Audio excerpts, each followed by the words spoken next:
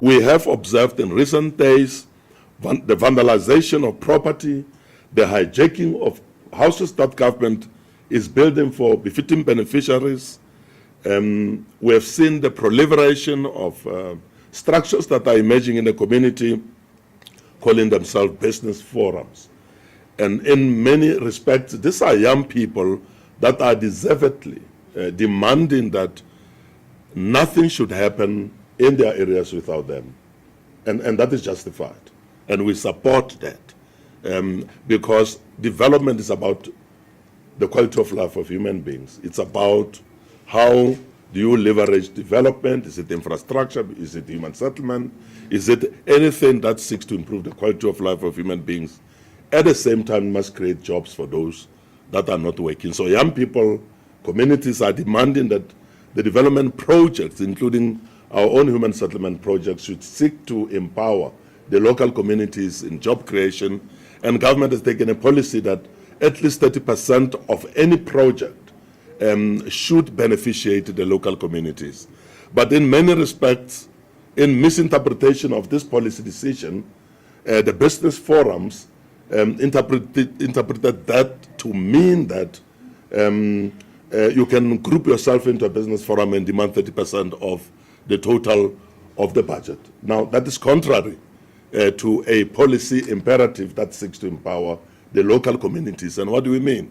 Sourcing of material, the plumbers must get the jobs in the plumbing services, electricians in the community should be given a 30% of the total cost of electrification, the bricklayers should be given, the local bricklayers should be given 30% of the bricklaying a function of that development. The plasterer should be given 30% of the plastering cost of that development, and so on and so on and so forth. But that excludes the professional services. And I have said, ladies and gentlemen, that the professional services of doing engineering work and so on is simply as it should be understood. It's a professional service.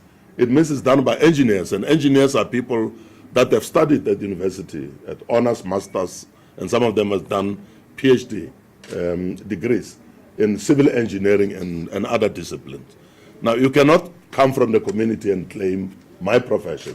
And I think this has been a misinterpretation of what 30% empowerment of the local communities is. Now, this is different from someone saying, I worked for a civil engineering department, company, and after the project, or whatever reason, 5 years ago, I got retrenched, but I have acquired the necessary skills in civil engineering. I know how to lay the pipes in civil engineering and so on. In fact, by the way, I was a manager or a supervisor, even though I'm not an engineer. That's different, because that person says, I have the skill.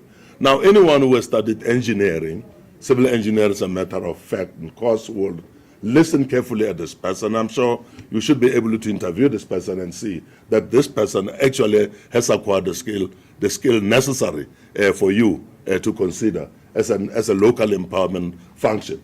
I hope that I'm understood. So that this 30% thing that's been demanded by business forums, and in many cases stopping projects from proceeding. And we are experiencing a lot of work stoppages by these people that call themselves business forums. We are making it clear today that ours is empowerment of local communities, as I've explained, and hopefully those that demand money from developers and contractors will really need to be arrested, and justice must be seen to be done there, because this is basically, if one can call it, another form of cash in transit heist.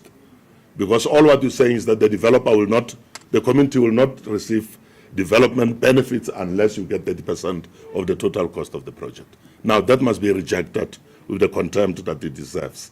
The executing authority will lead the interventions for the resolution of hijacked properties, vandalized properties, land invasions, disruptive interruptions, and stoppages of projects by business forums.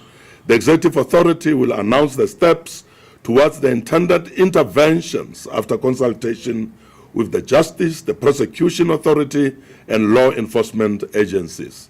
The executive authority will also, through community development workers and the ward committees, reach out to affected communities, working with other provincial government departments and municipalities, in particular councillors, to design a process to resolve community disputes without disrupting development projects. And this, as I've said, would include how we empower the local communities, in particular young people, young women, youth, women, communities generally, on participation with regard to the kind of development projects that we are bringing to the communities going forward.